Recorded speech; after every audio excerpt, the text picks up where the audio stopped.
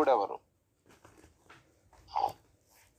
రెండో పాఠంలో దేవుడు ఎవరు ఇది ఎందుకు పెట్టారు బైబిల్లో? దేవుడు ఎవరు అన్న పాఠం అంటే, నేటు ప్రపంచంలో మానవ జాతి 2 వర్గాలుగా విడిపోయాయి. ఏంటి 2 వర్గాలు అంటే, దేవుడిని నమ్ముకునేవారు, దేవుడు లేడు అన్నట్టున్న నాస్తికులు. అంటే ఆస్తికులు నాస్తికులు అంటారు. దేవుడు ఉన్నాడని ఒకరు నమ్ముతారు, దేవుడు లేడు అని ఒకరు నమ్ముతారు. ఈ దేవుడు ఉన్నాడు అన్నవాడు వాళ్ళ నమ్మకాలు గ్రంథాన్ని బట్టో జ్ఞానాన్ని బట్టో ఉంటాయి. లేకపోతే దేవుడు లేడు అన్నవాడు ఎందుకు అంటున్నాడు అంటే, వాడు ప్రకృతిలో ఉన్న వాటన్నిటిపైన ప్రయోగాలు చేసి ప్రకృతిని మరి చూసి, ప్రకృతి దానికి అదే పుట్టింది, ప్రకృతి దానికి అదే నడుస్తుంది కనుక మరి ప్రకృతిని కలిగించిన దేవుడు అంటారు, దేవుడు లేడు ఎవరు లేరు అని వాడు అంటాడు. లేకపోతే దేవుడు ఉన్నాడు అన్నవాడు సరైన దేవుడిని తెలుసుకున్నాడు అంటే, ఆ దేవుడు ఉన్నాడు అన్నవాడు కూడా మరి దేవుడు ఎవరో తెలియక దేవుడు శక్తి రూపాలుగా సృష్టిలో ఉన్న వాటిని, చెట్లను పూజించే వాళ్ళు, తర్వాత అంటే జంతువులను పూజించేవారు. వీళ్ళకి దేవుడు ఎవరో తెలియక పాపం మతాలుగా విడిపోయి ఒక్కొక్క మతంలో ఒక్కొక్క విగ్రహారాధన అనేది వీళ్ళు పెట్టుకున్నారు. అంటే దేవుడు ఎవరో సరిగా అర్థమయ్యాడంటే అర్థం కాలేదు. ఏమంటే ఈ రోజు మనుషులు కొన్ని కోట్ల మంది దేవుళ్ళను పుట్టించేశారు. ఈ విశ్వాన్ని కలిగించిన దేవుడు ఒక్కడే అయినప్పుడు, మనుషులు కలిగించిన దేవుడు ఒక్కడే అయినప్పుడు, అసలు ఆ దేవుడు ఎవరో కూడా ఇప్పటికీ సమాజానికి అర్థం కాకపోవటం ఒక భయంకరమైన బాధను కలిగించే సంగతి. అందుకే ఈ సమాజానికి దేవుడు ఎవరో చెప్పాలి, దేవుడు అనగానే ఎలా ఉంటాడో చెప్పాలి, దేవుడు అని ఎవరిని అనాలో చెప్పాలి. ఎవరిని దేవుడు అనాలి, ఎందుకు దేవుడు అనాలి, ఆయన్నే దేవుడని ఎందుకు అనాలి, ఇవన్నీ చెప్పడానికే ఈ పాఠం, దేవుడు ఎవరు అనే ఈ పాఠం. Very good. మనిషి రోజు సృష్టిని నిరంతరం ఉపయోగించుకుంటున్నాడు. కొంతమంది ఏమో ఆ సృష్టి మీద ప్రయోగాలు చేస్తున్నారు, పుస్తకాలు రాస్తున్నారు. అంటే శాస్త్రపరంగా ఈ ప్రకృతి శబ్దం వల్ల కలిగింది, బిగ్ బ్యాంగ్ థియరీ వలన అని ఆ ప్రయోగాలు చేసి చెప్పారు. కానీ ఆ శబ్దం ఎలా వచ్చిందో, ఆ శబ్దం ఎవరు చేశారో చెప్పలేదు. బైబిల్లోకి వెళ్ళేసరికి మనకు తెలియదు కదా శబ్దం ఎవరు కలిగించారు అంటే, కలుగును గాక అన్న శబ్దంతో బైబిల్లో దేవుడు రాయించాడు. కలుగుగా కానగా భూమి, కలుగుగా కానగా సూర్యుడు, కలుగుగా కానగా విత్తనాలు ఇచ్చే చెట్లు అంటే ఆ శబ్దం దేవుడు రా చేసింది అని బైబిల్లో ఉంది. కానీ వాళ్ళు శబ్దం వల్ల సృష్టి ఏర్పడింది అంటారు తప్ప ఆ శబ్దం ఎవరు చేశారో వాళ్ళకి ఇప్పటికీ తెలియదు. పోతే దేవుడు ఎవరు అంటే, అపోస్తలుల కార్యాలు 17వ అధ్యాయము 26 నుంచి 28 వరకు మీరు రాసుకోండి. అపోస్తలుల కార్యాలు 17వ అధ్యాయము 26 నుంచి 28 వరకు రాసుకుంటే ఇక్కడ ఒక మంచి మాట దేవుడు చెప్తాడు. మీకు తెలియదు కదా ఈ సందర్భం. మరియు యావత్ భూమి మీద కాపురం ఉండేటకు ఆయన ఒకరి నుండి ప్రతి జాతి మనుషులను సృష్టించి, వారు ఒకవేళ దేవుడిని తడవలాడి కనుగొందరు ఏమో అని తను వెతుకు నిమిత్తము నిర్ణయ కాలమును నివాస స్థలము యొక్క పొలిమేరలను ఏర్పరిచెను. ఆయన మనలో ఎవరికి దూరముగా ఉండువాడు కాడు అని ఉంటది అక్కడ. దేవుడు అని ఆయన ఎవరు అంటే, మనుషులను అలాగే ఈ సృష్టిని కలిగించిన ఆయన మనుషులకు దూరంగా ఉండేవాడు కాడు. అంటే అర్థం ఏంటంటే, మనుషులకు ఎప్పుడు కూడా సహాయం చేస్తున్నాడు, పెంచుతున్నాడు, కాపాడుతున్నాడు. దేవుడు అని ఎవరిని అనాలి అంటే, సృష్టిని, ఈ సృష్టిలో ఉన్న మానవులను ఇద్దరును కలిగించి కాపాడి రక్షించేవాడు దేవుడు. అంతే తప్ప సృష్టిలో ఉన్న వస్తువులు దేవుళ్ళు కాదు. మరి సృష్టిలో ఉన్న వస్తువులలో మరి బలం ఉంది కదండి, శక్తి ఉంది కదా అనుకుంటారేమో. దాని గురించి కూడా రాశాడు దేవుడు. రామపత్రిక 1వ అధ్యాయము 20వ వచనం మీరు రాసుకుంటే, రామపత్రిక 1వ అధ్యాయం 20వ వచనంలో ఆయన అదృశ్య లక్షణములు అనగా నిత్య శక్తి, దేవత్వము, జగదుత్పత్తి మొదలుకొని సృష్టింపబడిన వస్తువులను ఆలోచించటం వలన తేటపడుచున్నవి అని ఉంటది. మరి సృష్టిలో దేవత్వం ఉందంటే ఉంది. ఏమంటే ఈ మధ్యకాలంలో చాలా మంది, మీరు మనసులో పెట్టుకోండి, పరీక్షలో రాయకూడదు కానీ మీకు అర్థం కాదని చెప్తున్నాను. ఆవులు చూడగానే వాళ్ళు గోమాత అంటారు. అంటే ఆవులు దైవం కనపడుతుంది వాళ్ళకి. ఎందుకు కనపడుతుంది అంటే, ఆవు పాలిస్తుంది, ఆవు చక్కగా లోబడుతుంది కనుక అందులో ఉన్న స్వభావాన్ని బట్టి ఒక ఆవు దేవుడే అంటున్నారు. దైవత్వపు లక్షణాలు ఉన్నాయి ప్రకృతిలో. అంటే త్యాగం అయిపోతుంది, అది ప్రాణం ఇస్తుంది, అది పాలు ఇస్తుంది, అది నీకు ఎల్లవేళలా నీకు కష్టపడుతుంది.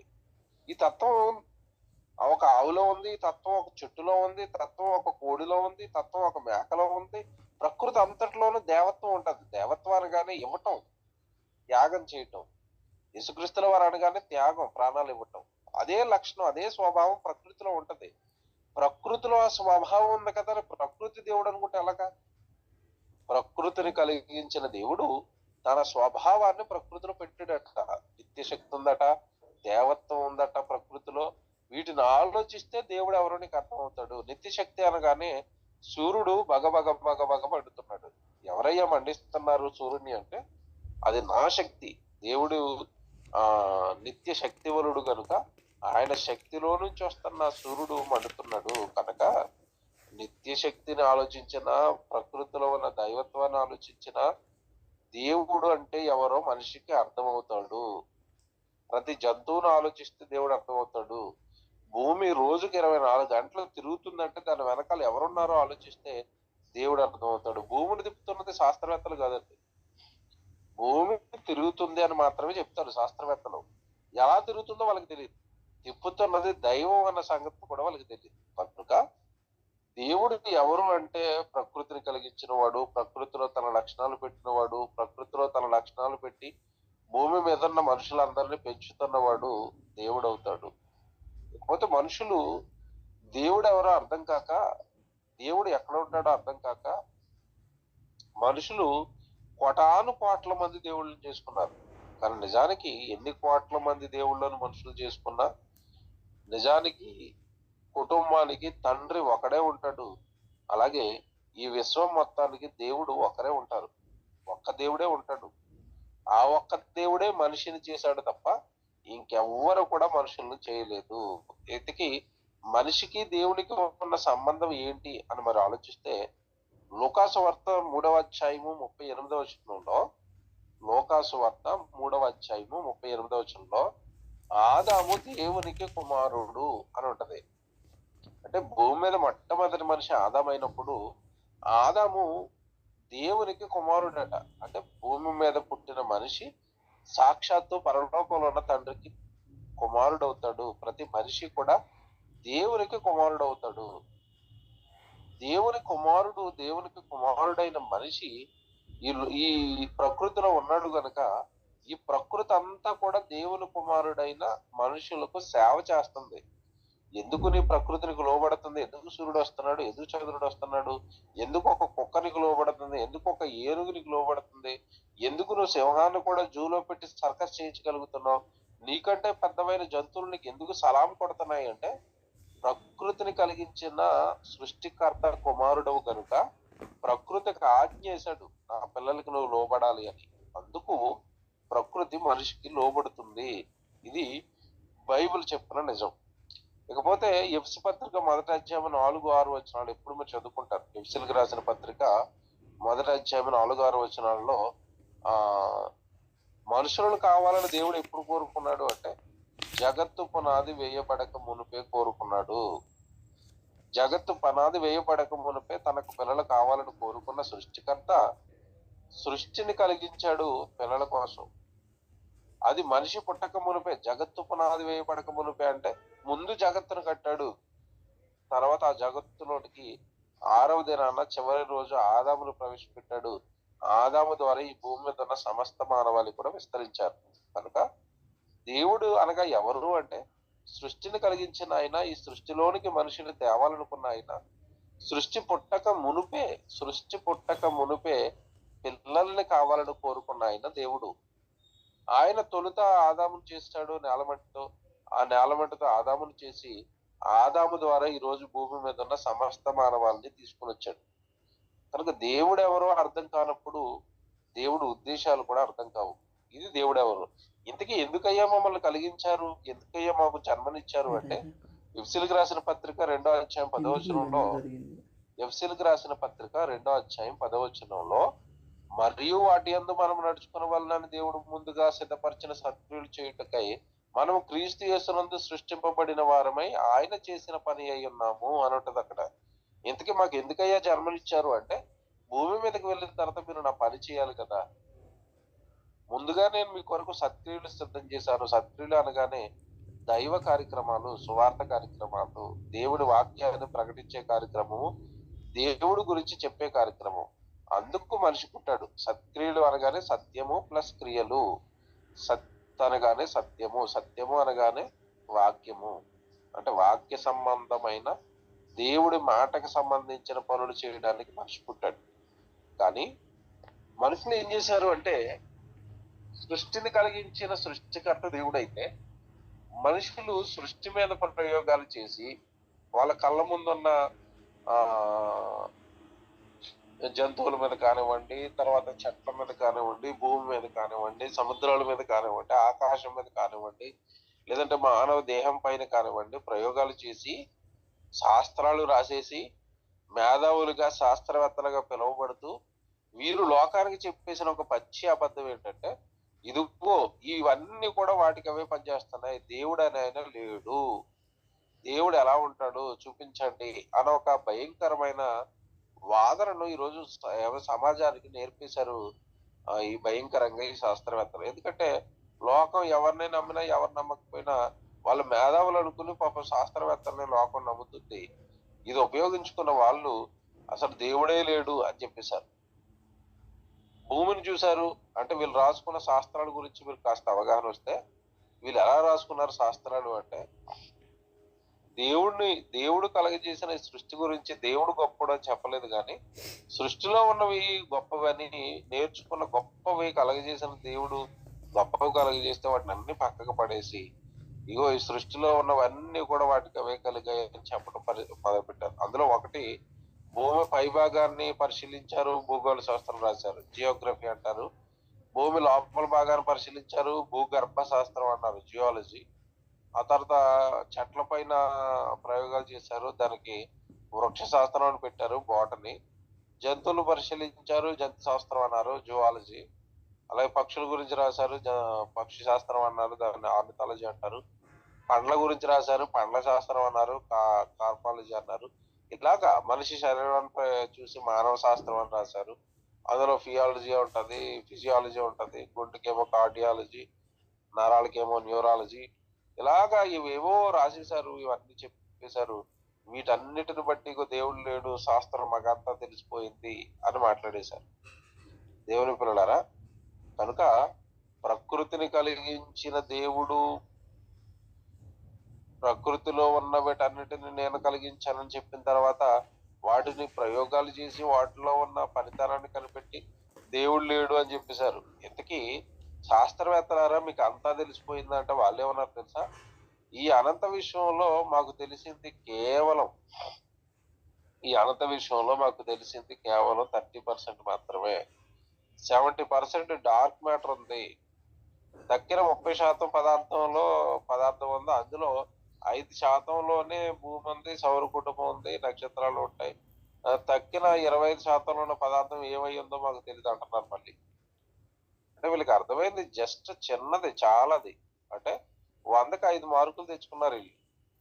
100కి 5 మార్కులు తెచ్చుకున్నవాడు పాస్ అయిపోయాడు అంటారా? మీరు ఆలోచించండి. అది ఏమీ తెలియని వీడు కలిగించిన దేవుడిని లేడు అంటున్నాడు. కనుక ఖచ్చితంగా దేవుడు పక్షాన దేవుడు ఎవరో మనం తెలుసుకుని దేవుడి గురించి గొప్పగా ఈ లోకానికి చెప్పవలసిన వాడు క్రైస్తవుడు. ఇకపోతే దేవుడి గురించి ఒక మాట మీరు రాయాలి. యోబు గ్రంథం 26వ అధ్యాయము 14వ వచనం.